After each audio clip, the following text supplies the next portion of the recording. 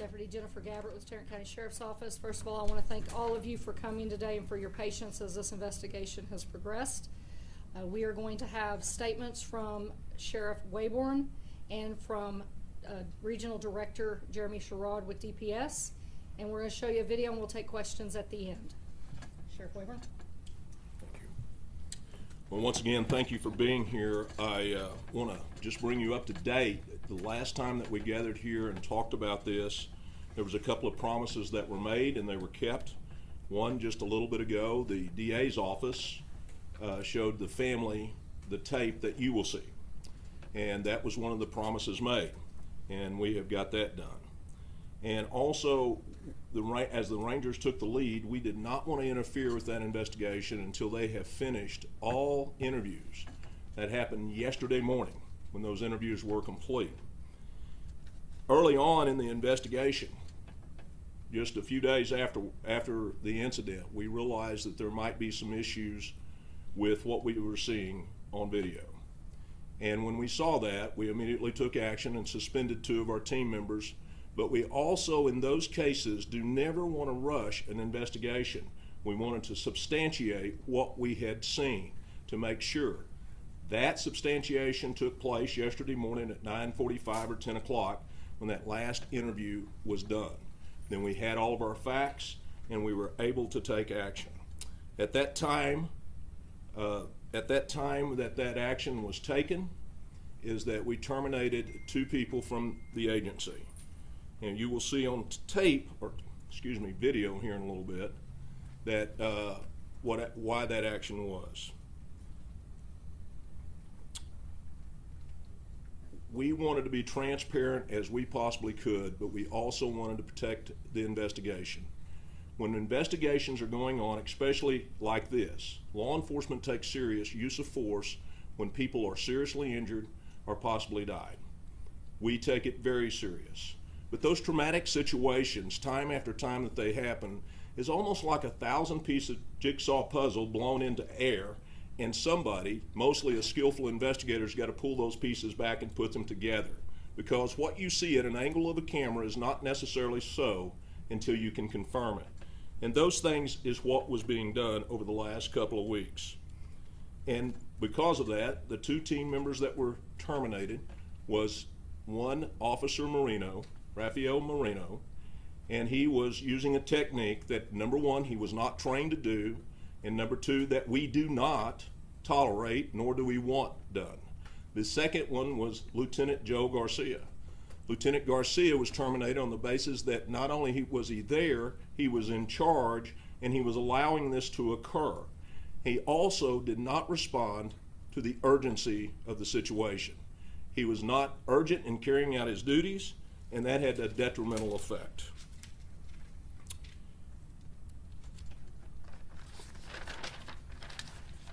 Sorry, lost my way there for just a second.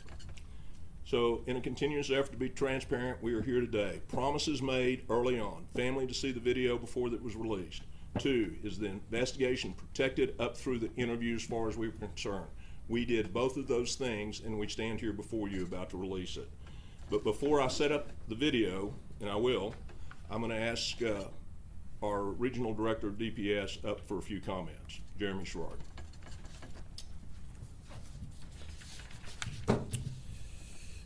Thank you, Sheriff. Good afternoon. My name is Jeremy Sherrod. I am the Regional Director for the Texas Department of Public Safety here in North Texas. First off, thank you for being here. First and foremost, the circumstances surrounding the death of Anthony Johnson are being independently investigated by the Texas Department of Public Safety, specifically the Texas Ranger Division. Now, they're conducting a comprehensive and unbiased investigation of the custodial death of Anthony Johnson while he was in the custody of the Tarrant County Jail. Now, this is an open investigation, and it's going to take time to complete.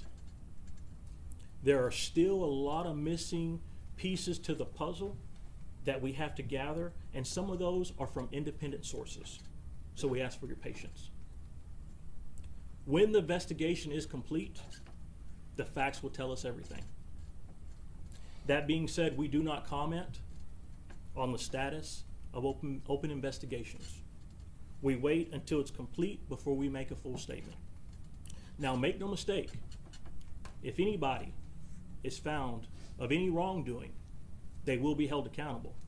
And I know that's something the sheriff, the community, and also the family expect. That is why, while we want to be transparent today with the investigation, we must also protect, again, I'm gonna emphasize this, we must protect the integrity of this investigation. Once the investigation is completed, it'll be referred to the Tarrant County District Attorney's Office. We extend our condolences to the family of Anthony Johnson. And just like the sheriff was talking about promises, we will come forward and update when this investigation is complete. It's important that we refrain from making any premature statements or speculations that could compromise the investigation. Having said that, I'm going to pass it on to Sheriff Waybourn. I want to reiterate is that, as I said before, if somebody is criminally wrong, just like Director Sherrod said, they're going to be held accountable. If they were done something administratively wrong, they were going to be held accountable. Two individuals that we terminated were being held accountable because they violated the policy and it was below the standards of Tarrant County Sheriff's Office. And that would have been under any use of force circumstances where they displayed that. We are about to set up this, and once again, is that this video is a little over 5 minutes long. And one of the things I want you to notice is that this is a routine shakedown of jails. We're required to do that by jail standards, number one. And number two is we always want to prevent things that are smuggled into the jail because that often happens or attempts to be happening. So we were looking for contraband and other things that are not supposed to be in there. That was the mission that morning. And in the cell, where he was the only one there, where Mr. Johnson was, we did recover 2 pieces of contraband. There was a homemade shank, and there was also a razor that was not supposed to be there. So what you will see, if I can put some things in context before we play it, is that you will see that we're doing that. You'll see the bottom doors open in the pod. You will see things over to the right. There will be a lot of moving around. Medical is present on the bottom floor, and he is on the 2nd floor. And they go to his cell, they open the door, and tell him to come out. He steps back into his cell, not wanting to come out, but he does put on a jumper.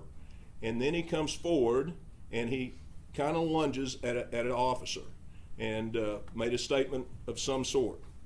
Another officer saw this, believed it to be a threat, and got him and tried to pull him into that area on the tier. And then the fight began. And I say fight, it was a long fight, and you will see it. And you will see multiple officers attempting to control him without success. In fact, the officers testified that he had superhuman strength, and you'll see officers moving around. Then you will see him break away from them and grab a hold of a rail. He's on the 2nd tier. One of the fear is he going to jump over? Is he going to push somebody else over? It was a very dangerous situation. He was pepper sprayed because nothing else was working, but it seemed to have no effect. And they finally wrestled Mr. Johnson off of that rail and onto the ground. And he was finally successfully handcuffed after about 2 or 3 minutes of fighting. And then Lieutenant Garcia took over and gave some commands. And some of those commands was hold him here until we get leg irons. You will hear that. And that is when Officer Marino thought it was appropriate to put his knee in his back. Now, Officer Marino was grabbed a hold of the rail. He was on his toes so that he tried not to put all of his weight on it. After that, a little bit of portion is that when he stood up after about 90 seconds, is that Mr. Johnson was non-responsive. I'm not here to say he was dead, but I'm saying he was non-responsive at that point. He was moved downstairs and into a chair, a security chair, and over to medical, where they started CPR after that. And that part is not in there because we don't put non-responsive people on film. So that's the setup, and that's where we're at. So let's watch the film, and then we will try to answer the questions as best we can. Again, thank you for being here, and we know the community is interested in this. And in law enforcement is, again, this is a traumatic situation. Our heart breaks for the family, and we are grieving alongside of them, not at their position, and we know that, but it's still, I guarantee you, there's grieving going on over there at Tarrant County Sheriff's Office. All right, I'm going to ask that to be played now. Do we need to turn down the lights or anything, or are we ready to go? All right.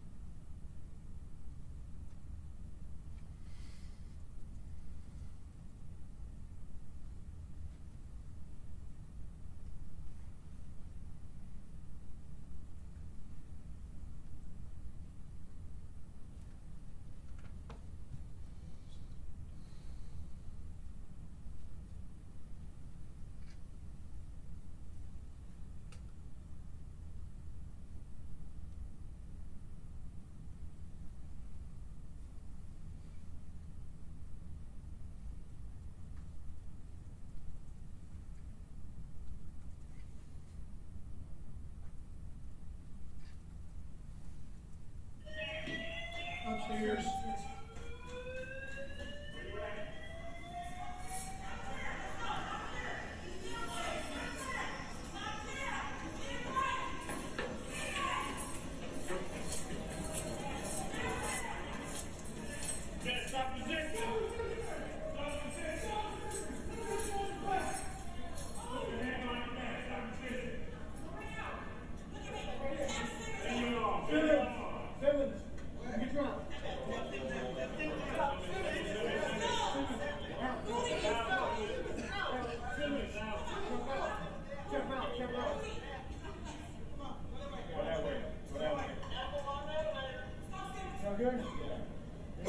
Restraints on?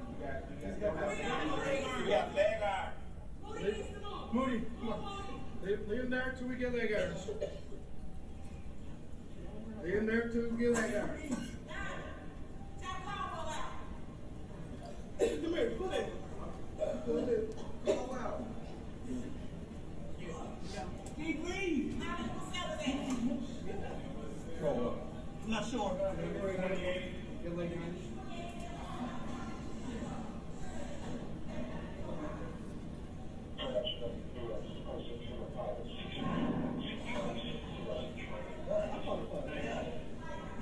Check.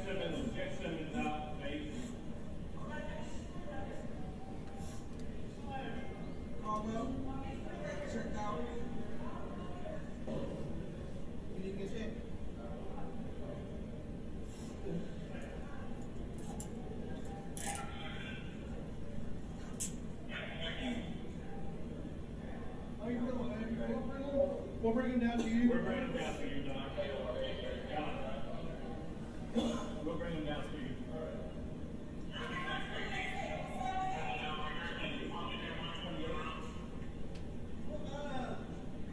That's 28 left. Marl, you give me a single cell? Need a single cell, some leg iron.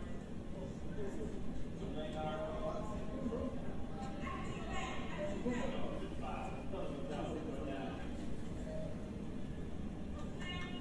Good. What's the last name, man?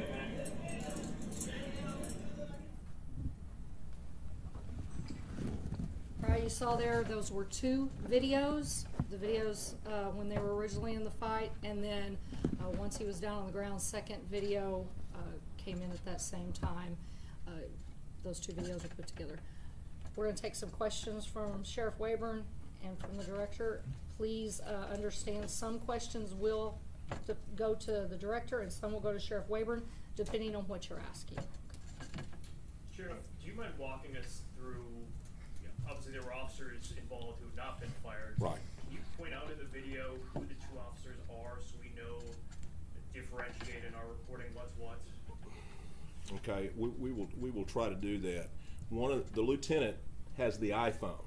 He's behind the iPhone. You could hear, get a housing, get this, get that. That was him. The other officer, if you remember, was the guy that knelt down on his back. Is Rafael Moreno, who's been with us for 9 years. Joe Garcia has been with us for 24. Does that help? Yeah. Does that put it in connotation? And by the way, and I forgot to say this, forgive me, is that we've arranged to send a link to all of you folks, so you'll have this video. And just to be clear, and you did clarify who Officer Moreno was, but the technique that he used, can you specify Sure. what that was that we saw on the video that's banned? Is that we train people, and have trained for a long time, believe it or not, for years, is that you're arresting somebody, you're fighting them. It's okay to put a knee in the back until you get them restrained. Then what you do after that is immediately put them in the recovery position. Immediately. And that didn't happen, and that was on Lieutenant Garcia. He should have done that. They never should have kept him supine. They should have got him up and got his legs forward and controlled it. He was still kicking on the ground. The officer said he was still kicking him. So he was still going. But you get him up, get him off that chest, and that's what he should have done. So once he's restrained, the knee should have never went on the back. And am I correct in hearing him say, "I can't breathe"? Is Yes. that what we heard correctly? Okay. Is there a cause of death yet? Thank you for bringing that up. The medical examiner, and that's one of those pieces, has not ruled or determined any cause of death. That's yet to be done, and that's in the criminal side of things. I was looking at policy side of things. Sheriff Waybourn, between the two terminated employees, there's over 30 years of experience. Yes, sir, Does this there mean is. that there's a training problem? Well, I'm not prepared to say that. But listen to this, is that I'm for all the training we can get. And I am for defensive tactics. I'm for reviewing those things. But even in this situation, folks knew that that's not what they were supposed to do. Sheriff, you said Sure. the technique was I'm sorry, go ahead. You described him as having superhuman strength. Yes, sir. Do you think he was on something?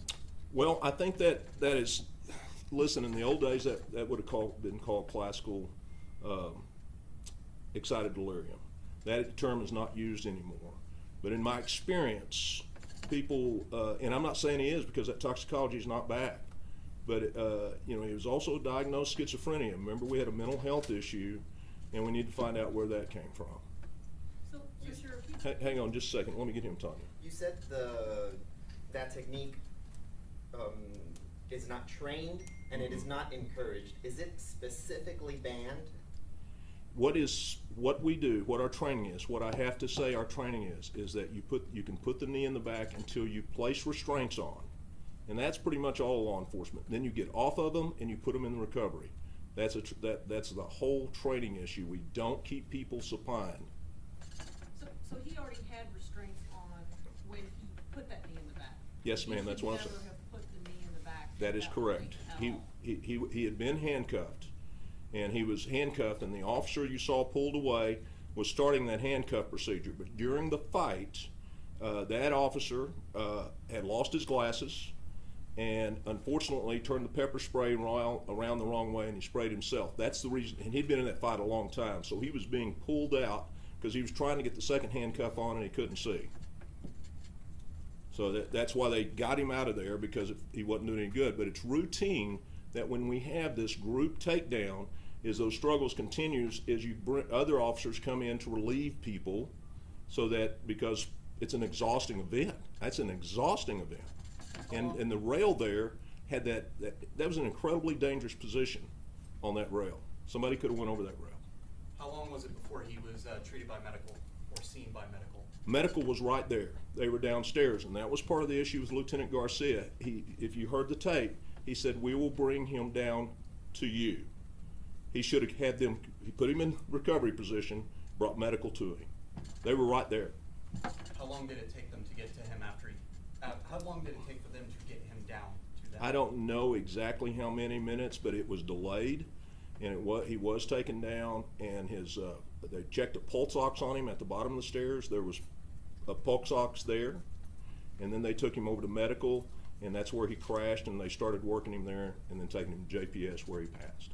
Has he had a history of behaving like this when he's been jailed? Because he has a criminal record, so I'm just curious. He has a criminal record, and he has a long history of criminal activity. He also has he has been in custody before, and this whole event started in Saginaw, where he was out in the middle of the traffic welding a knife. And he has been. When he was previously in custody, has there been problems with jailers or officers that you're aware of? No, not that I'm aware of. Okay. Were there any special considerations to the fact that he was experiencing a schizophrenic episode, at least according to his family? Right, and that's something that they have said, is that officers, when they were pulling all those inmates out, they were putting them down there, all the bottom floors are empty and all that. They were up there dealing with him, and then when he was right there in their face, refusing to do what they had to do, and that's when the struggle ensued. All right, we'll take a couple more Sheriff, questions. sir, Do you have any are you questions aware- for Director Sherrod? Sheriff, are you aware Okay, that couple these two more. officers are involved in any other incidents where the use of force may have come into question? We haven't, I don't believe that it has occurred. Okay, one more question. And sir, so as you said, I believe Lieutenant Garcia was the one who took the video. Is it normal for jailers to take iPhone videos of fights in the jail? Yes, it's normal to what we have is iPro, am I saying that right? GoPro cameras, and for some reason that didn't come in, and Lieutenant Garcia thought he would record it on his county iPhone. Understood. So if there's like an altercation or something, you're supposed to turn on a GoPro. He was improvising. Right, and they tried to get it there. So is that complete cell phone video? Pardon? Thank you all for being here. We grieve for that family, and we grieve for law enforcement.